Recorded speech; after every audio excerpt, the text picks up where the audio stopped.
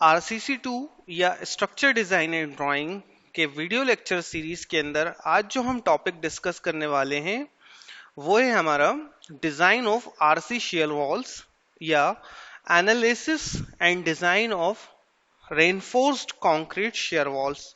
तो आज हम इस टॉपिक में देखेंगे कि शेयर वॉल्स क्या होती हैं, कितने टाइप्स की शेयर वॉल्स होती हैं और इनको डिजाइन करने के लिए क्या मेथड्स है, आईएस कोड्स के क्या रिकमेंडेशन है। तो आइए चलिए स्टार्ट करते हैं। So first one, shear wall. There has been a considerable increase in the construction of tall buildings, both residential and commercial, and the modern trends is toward more tall and cylinder structure. Thus, the effect of lateral loads like wind loads, earthquake loads, and blast forces are attaining increasing. So, importance, and almost every designer is faced with the problem of providing adequate strength and stability against the lateral loads. So, shear wall system is one of the most commonly used lateral load resisting system in high-rise building. So, जैसा कि हम समझ चुके हैं कि जैसे जैसे growth होता जा रहा है, ठीक है, टॉल बिल्डिंग्स और जो सिलेंड्रिकल स्ट्रक्चर जो हो रहे हैं वो प्रेजेंट टाइम की डिमांड है। और जो डिजाइनर्स होते हैं उन्हें इनको जब डिजाइन करते हैं, एनालिसिस करते हैं, तब बहुत सारी प्रॉब्लम को फेस करना पड़ता है related to lateral forces due to wind load, earthquake load and blast forces. So यहाँ पर जो शेयर वॉल का कंस्ट्रक्शन है ये धीरे धीरे क्या हुआ है, इंक्रीज हुआ है। और शेयर वॉल जो सिस्टम है, जो सबसे कॉमन जो सिस्टम यूज किया जाता है लेटरल लोड को रेजिस्ट करने के लिए हाई राइज बिल्डिंग के केसेस में, वो शेयर वॉल सिस्टम है। अगर आप भोपाल के केस में अगर देखें तो जो हमारे यहाँ गैमन इंडिया का जो प्रोजेक्ट है सृष्टि सीबीडी जो न्यू मार्केट में कंस्ट्रक्टेड है, ठीक है, जहां पर 7 हाई राइज टावर्स हैं, अराउंड 24 फ्लोर्स हैं वहां पर। तो उस केस में भी वहां पर भी जो है शेयर वॉल सिस्टम यूज किया गया है फॉर लेटरल रेजिस्टिंग सिस्टम, ठीक है। तो ये जो है धीरे धीरे ट्रेंड इसका जो है बढ़ता जा रहा है और लोअर हाइट से लेकर हाई राइज बिल्डिंग तक के केस में हम इसको क्या करते हैं, शेयर वॉल सिस्टम को अडॉप्ट करते हैं। So what is share wall? Shear wall are vertical elements of the horizontal force resisting system. They carry earthquake loads downward to the foundation. In construction, shear wall are straight.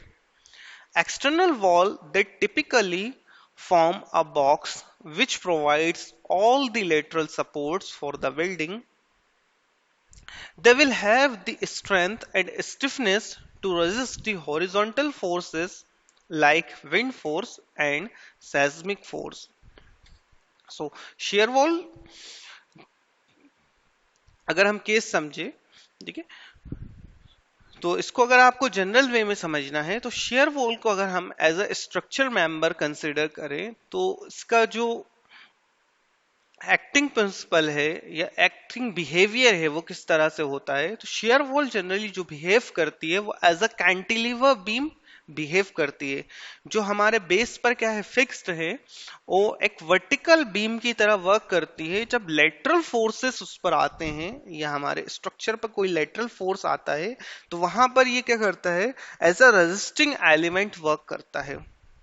चाहे वो lateral forces due to wind load हो, earthquake forces हो या blasting forces हो, ठीक।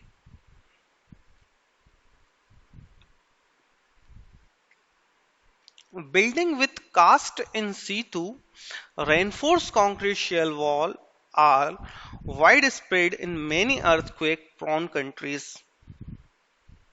This type of construction has been practiced since the 1960s in urban regions for medium to high rise building. It's around 4 to 35 story height.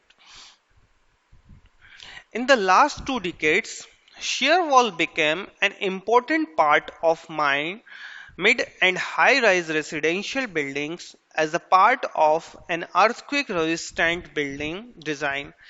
These walls are placed in building plan, reducing lateral displacement under earthquake loads.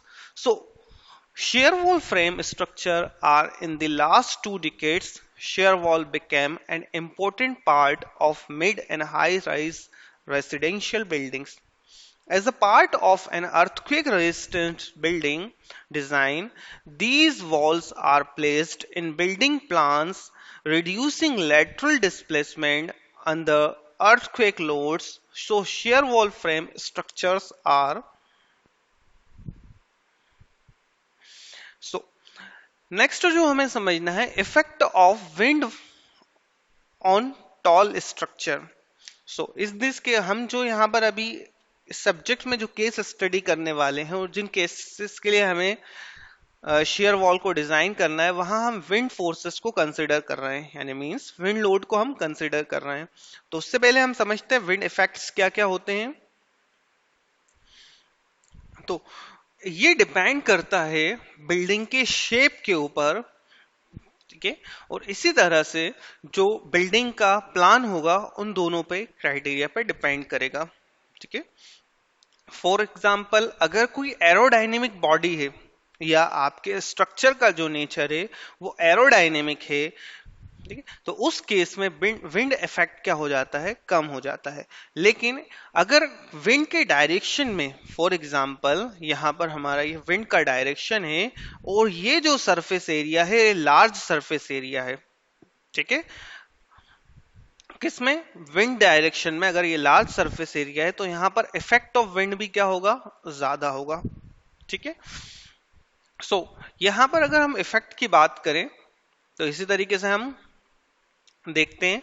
तो यहां पर wind किस तरह से effect कर रहा है कि बिल्डिंग जो है उसके बेस पर, बेस मींस कि यहां पर एज अ कैंटिलीवर एक्ट कर रही है, यानी एक एंड क्या हो गया हमारा बेस जो है फाउंडेशन वाला वो फिक्स्ड है, ठीक, और जो ऊपर वाला एंड है वो फ्री हो गया है. सो इस केस में जो शेयर मोमेंट और डिफ्लेक्शन है वो आप यहां पर देख सकते हैं. So, wind result in a pressure on the surface of the building. जो maximum effect जो होता है तो वो कहाँ होता है, surface की. Similarly, pressure increase with the height. जैसे जैसे height बढ़ती जाएगी wind की intensity जो है वो बढ़ती जाएगी. For example किसी रीजन के अंदर, ठीक है, अगर आपकी बिल्डिंग की हाइट कम है, ठीक है, स्टोरी हाइट आपकी बिल्डिंग की कम है, यानी फॉर एग्जांपल ये 3 स्टोरी 4 स्टोरी है, और सेम एरिया के अंदर अगर एक 10 या 12 स्टोरी बिल्डिंग है या 20 to 30 स्टोरी बिल्डिंग है, तो इन तीनों ही केस में इन अलग अलग हाइट्स के ऊपर अगर हम देखेंगे तो विंड इफेक्ट जो है वो वेरी करेगा. Similarly, positive pressure act toward the surface of the building. ठीक है, and similarly negative pressure act away from the surface of the building suction. ठीक है, तो ये वाला जिस डायरेक्शन में, ठीक है, तो इस डायरेक्शन में हम क्या कंसीडर करते हैं कि विंड का इफेक्ट क्या होगा, पॉजिटिव प्रेशर, और इस वाले एरिया में हम क्या करेंगे, इसे consider negative pressure act away from the surface of the building. ठीक है, और नेगेटिव प्रेशर को ही हम क्या बोलते हैं, सक्शन.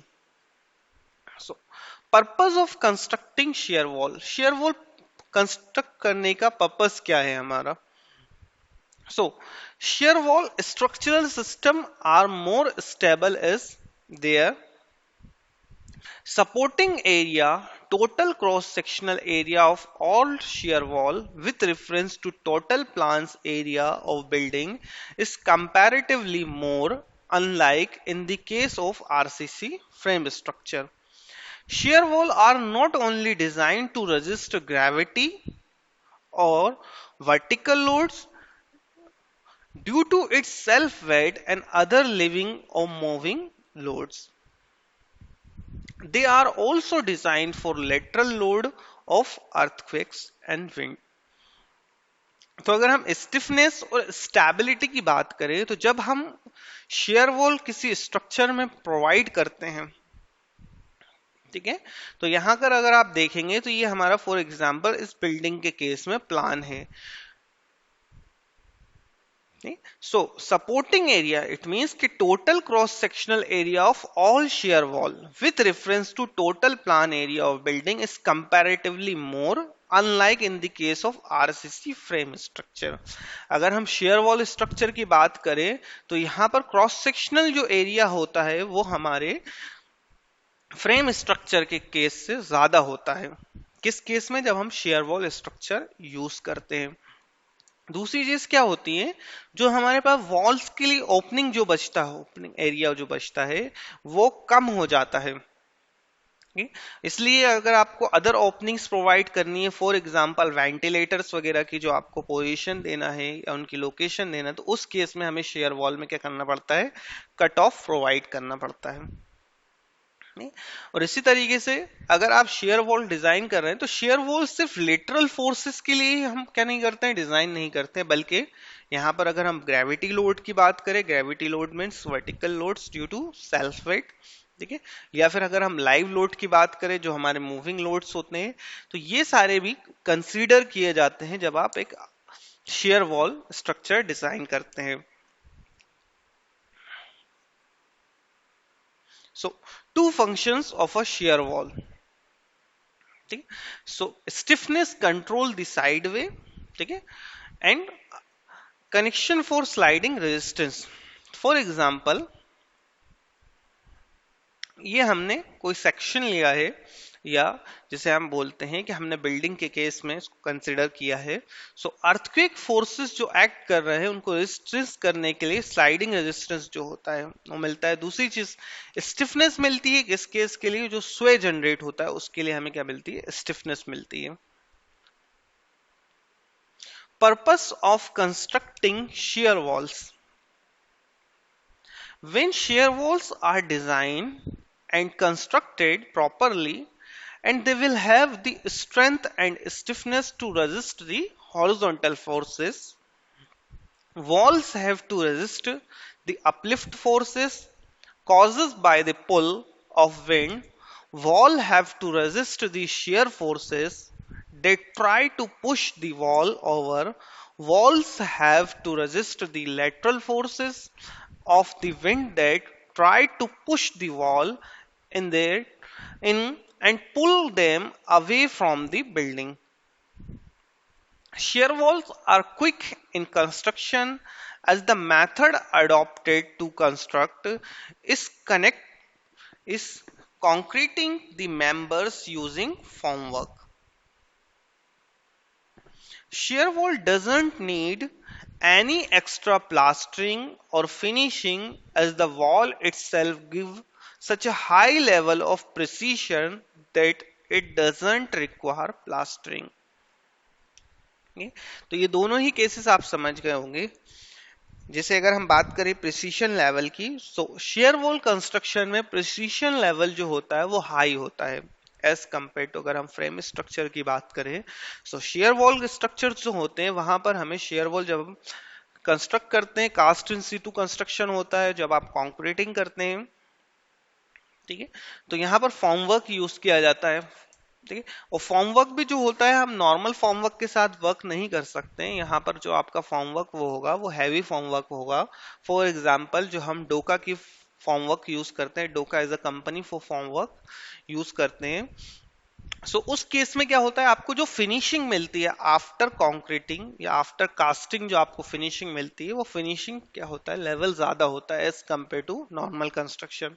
सो उस केस में हमें क्या नहीं रिक्वायर होती है, प्लास्टरिंग और फिनिशिंग की रिक्वायरमेंट नहीं होती है, ठीक है। लेकिन अगर हम बात करें हमारी कंट्री के केस में, तो यहाँ पर हमें क्या करना पड़ता है, सरफेस को प्रोटेक्ट करने के लिए यहाँ पर हम उसको प्लास्टर प्रोवाइड करते हैं। So forces on shear wall. Shear walls have two types of forces. Shear forces. Shear forces are generated in stationary buildings by acceleration resulting from ground movement and by external forces like wind and waves. This action creates shear forces through the height of the wall between and top and bottom shear wall connection. Second one is uplift forces. Uplift forces exist on shear wall because the horizontal forces are applied to the top of the wall. These uplift forces try to lift up one end of the wall and push the other end down. In some cases, the uplift force is large enough to tip the wall over. Uplift forces are greater on the tall, short walls and less on low, long wall.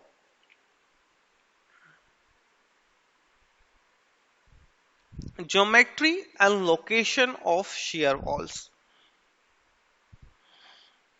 Geometry की बात करें तो किस तरह के sections use किए जाते हैं शेयर वॉल कंस्ट्रक्शन के अंदर.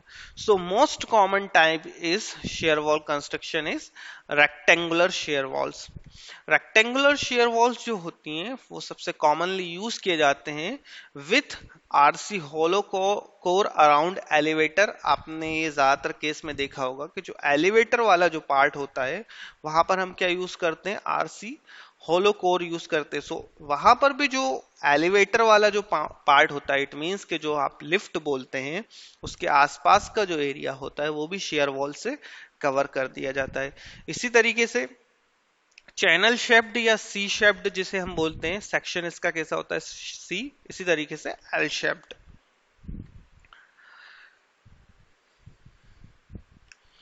अगर हम डिजायरेबल कंडीशंस की बात करें तो जो लोकेशन होती है शेयर वॉल की उसको हम दो तरीके से समझ सकते हैं, symmetric location and unsymmetric location.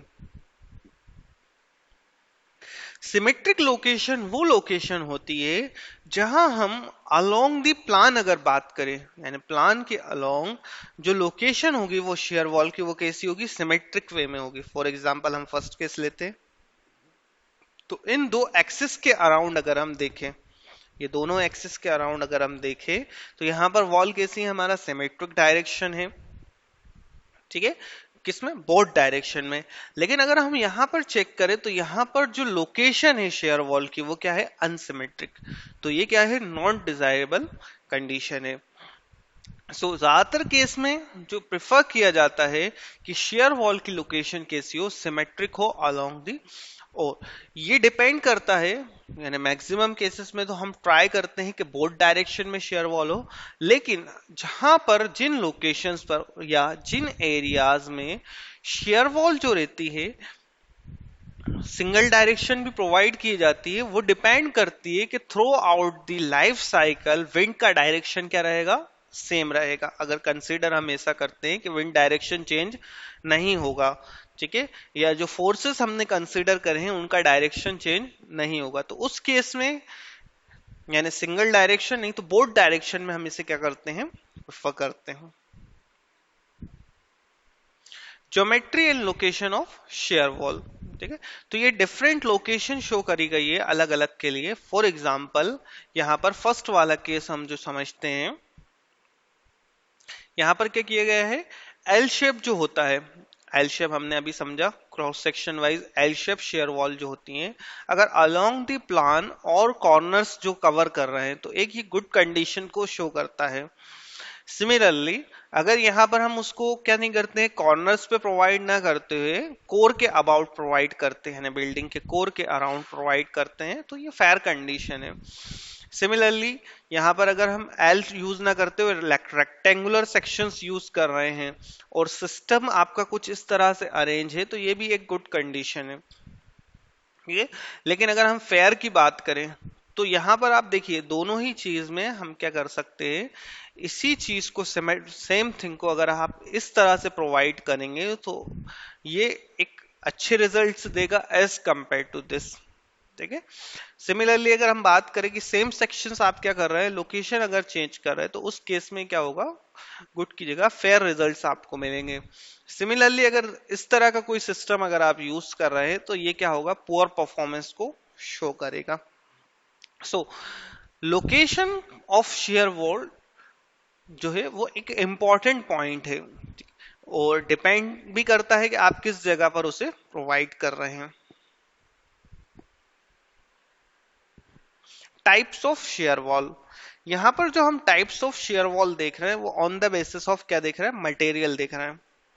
So first one is RC share wall, जिसे हम बोलते हैं रेनफोर्स कंक्रीट शेयर वॉल, जो हम केस डिस्कस करने वाले हैं।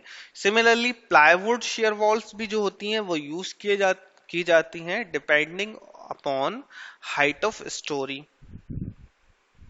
इसी तरीके से mid ply shear walls, RC hollow concrete block masonry walls and steel plate shear wall. Steel plate shear walls जो होती है वो मेजरली हम स्टील स्ट्रक्चर, जो स्टील फ्रेम स्ट्रक्चर जो होते हैं उनके केस में प्रोवाइड की जाती है, लेकिन आप इन्हें आरसी स्ट्रक्चर में भी यूज कर सकते हैं कनेक्शंस प्रोवाइड करके।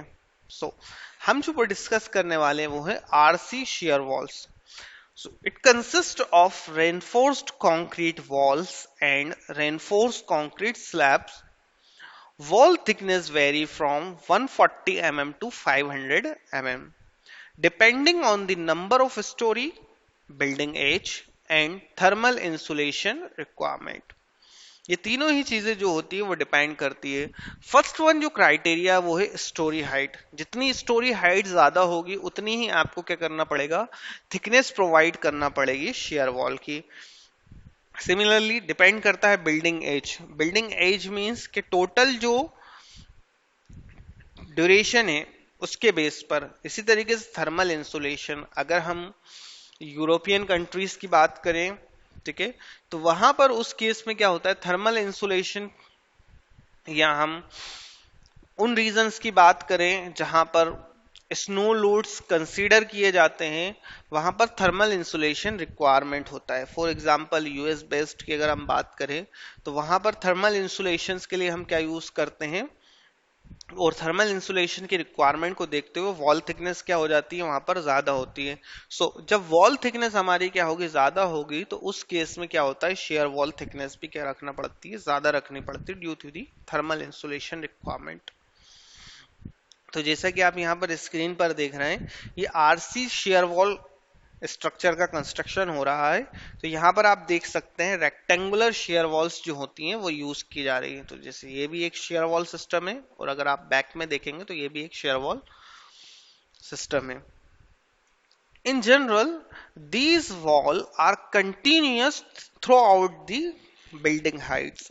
देखिए ये क्लियर कर लेना चाहिए कि जो आरसी शेयर वॉल्स जो होती हैं वो through out the building height provide की जाती है। यानी आप सिर्फ कुछ स्टोरीज के लिए उन्हें प्रोवाइड नहीं कर सकते, बल्कि throughout the building height जो होगी उन पर प्रोवाइड होती है। However some walls are discontinuous at the street front और basement level to allow for commercial or parking spaces. Usually the wall layout is symmetrical with respect to at least one axis of symmetry in the plan. जो symmetry वाला case है वो हमने इससे पहले discuss करा है, ठीक है। तो जनरली ये ट्राई किया जाता है कि कम से कम एक एक्सिस के अराउंड क्या हो, हमारी वॉल जो हो वो सिमेट्रिक हो। In general, the wall reinforcement consists of two layers of distributed reinforcement, horizontal and vertical, throughout the wall length. In addition, vertical reinforcement bars are provided close to the door and window opening, as well as the wall end zone, also known as the boundary elements or barbells. अगर हम reinforcement की बात करें तो यहाँ पर both direction में हम क्या करते हैं, रेनफोर्समेंट प्रोवाइड करते हैं। ताकि जिसके लिए अगर हम बात करें कि लॉन्गिट्यूडनल डायरेक्शन में और लेटरल डायरेक्शन में, दोनों ही में हम क्या करते हैं, रेनफोर्समेंट प्रोवाइड करते हैं।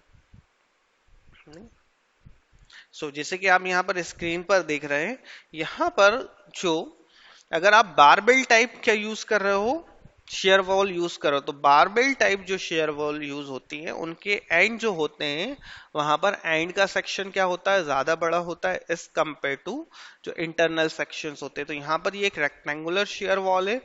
तो यहाँ पर अगर आप देखेंगे तो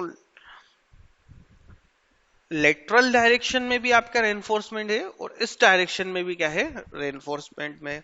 अगर हम बात करते हैं स्टीरअप्स की, ठीक है, सो यहाँ पर स्टीरअप्स जो होती हैं वो बहुत ज्यादा अमाउंट में प्रोवाइड की जाती हैं। उसका रीजन क्या रहता है कि यहाँ पर जो लेटरल फोर्सेस जो होते हैं वो ज्यादा अमाउंट में एक्ट करते हैं, इसलिए आपको लेटरल टाइज भी रिक्वायर होते हैं।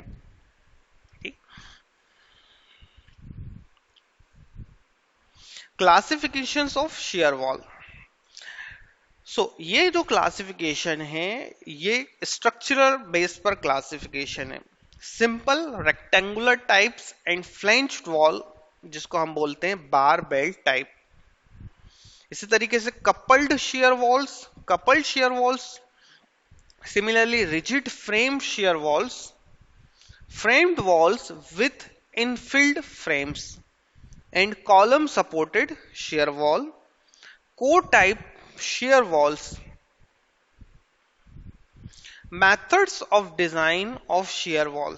So there are three types of design methods: segmented shear wall method, force transfers or ground opening method, perforated shear wall method.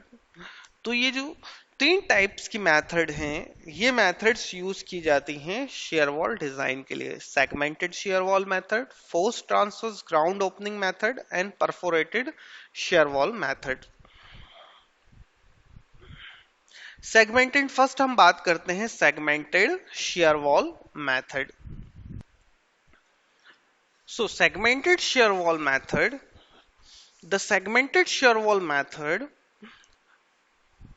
use full height shear wall segments that comply with ratio requirement and are usually restrained against overturning by hold down devices at the end of each segment.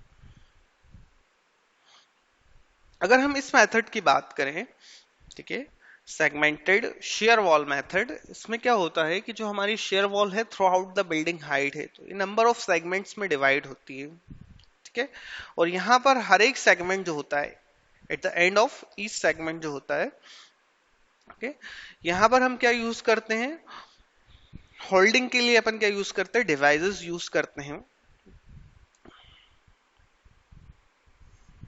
Next one is force transverse ground opening method. This method, force transfer ground opening, consider the entire shear wall with openings and the wall pairs adjacent to opening are segments. The method requires the forces around the perimeter of the openings to be analyzed, designed and detailed. With this method, the hold down device generally occur at the end of the shear wall, not at each wall pair, and special reinforcement around the opening is often required. Perforated shear wall method. The third and newest method is the perforated shear wall method, which is an empirical approach that doesn't require special detailing for force transfer adjacent to the openings. The perforated shear wall method, however, specifically require hold down devices at each end of the perforated shear wall. Design provision as per IS codes. तो यहां हम समझते हैं कि as per IS codes आपको क्या क्या provisions दिए गए हैं शेयर वॉल डिजाइंस के लिए। तो फर्स्ट वन, जनरल रिक्वायरमेंट्स क्या क्या है। The thickness of any part of the wall shall not be less than 100 mm. जो मिनिमम थिकनेस का क्राइटेरिया है हम किसके लिए, शेयर वॉल के लिए, वो कितना है, मिनिमम 100 mm. सो रीजन, इसका रीजन क्या है, so the minimum thickness is specify as 100 mm to avoid Usually thin section, very thin section are susceptible to lateral instability in the zones where inelastic cyclic load may have to be sustained. Shear wall shall be provided with reinforcement in the longitudinal and transverse direction. The plan of the wall, the minimum reinforcement ratio shall be 0.0025 of the gross sectional area in each direction. This reinforcement shall be distributed uniformly across the cross section of the wall. So, इसका reason क्या है? Distribution of a minimum reinforcement uniformly across the height and width of the wall helps to control the width of the inclined crack that are caused due to shear. Generally share wall के cases में होता क्या है कि यहां पर हम इन्हें प्रोवाइड करते हैं वर्टिकल लोड्स से ज्यादा लेटरल लोड्स के लिए स्टेबिलिटी प्रोवाइड करने के लिए। जब लेटरल लोड की हम बात करते हैं तो जो स्ट्रक्चर मेंबर होते हैं उनमें इंक्लाइन क्रैक्स जो होते हैं वो बहुत ज्यादा अमाउंट में जनरेट होते हैं, जिससे स्ट्रक्चर का फेलर हमें मिलता है, चाहे वो हमारा वॉल लोड बेयरिंग स्ट्रक्चर हो या फिर हमारा फ्रेम स्ट्रक्चर हो। तो जो मेंबर्स होंगे उन पर आपको क्रैक का डायरेक्शन कैसा रहेगा? Incline crack. तो ये जो क्रैक्स होते हैं इनको कंट्रोल करने के लिए आपको बोथ डायरेक्शन में रेनफोर्समेंट प्रोवाइड करना पड़ता है।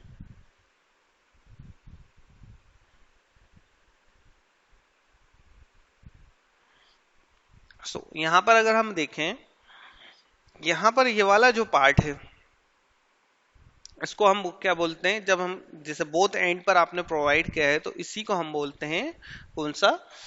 बार बेल्ट टाइप। अगर हम डिस्ट्रीब्यूटेड रेनफोर्समेंट की बात करें यहां पर जो हमारा ये वाला रेनफोर्समेंट होगा ये कौन सा होगा? हमारा डिस्ट्रीब्यूटेड रेनफोर्समेंट, ठीक है। और वर्टिकल बार्स एरिया यहां पर ये वाला हॉरिजॉन्टल बार्स। और जो प्रोविजन अभी हमने देखा कि 2AB यानी क्रॉस एरिया जो है उसके रिस्पेक्ट में हमें ये कितना होना चाहिए? मिनिमम कितना होना चाहिए? 0.0025। तो इस रेशियो को हम यूज करते हुए क्या निकाल लेते हैं? यहाँ पर हम एरिया निकाल सकते हैं। इसी तरीके से concentrated vertical reinforcement in the shaded region, ठीक है। यहां पर जो ये शेडेड रीजन है यहां पर हम क्या प्रोवाइड कर रहे हैं? वर्टिकल रेनफोर्समेंट प्रोवाइड कर रहे हैं, जैसे कि आप यहां पर ये देख रहे हैं।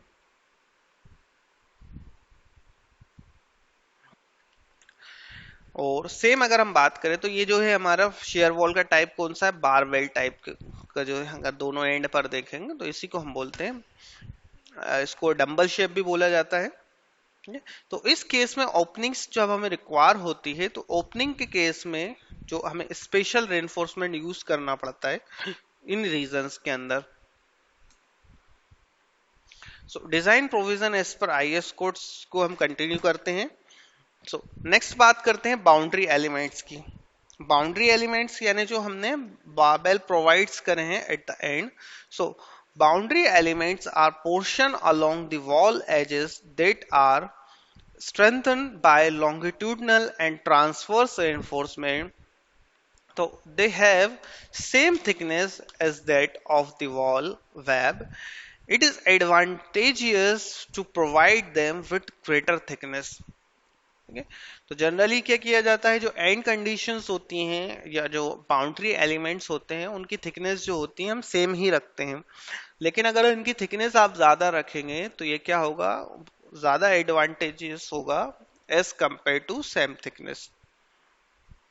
Wall section having stiff and well confined boundary element develops substantial flexural strength are less susceptible to lateral buckling, and have better shear strength and ductility in comparison to plan rectangular walls not having stiff and well confined boundary elements. Fourth one is opening in wall. So, the shear strength of a wall containing opening should be checked along critical planes that pass through openings.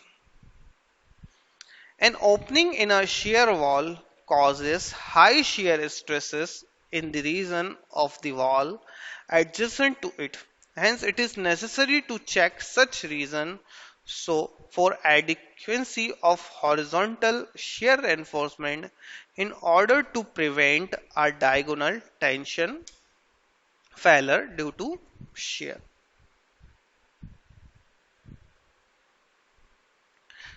So similarly, reinforcement shall be provided along the edges of the openings in the wall. The area of the vertical and horizontal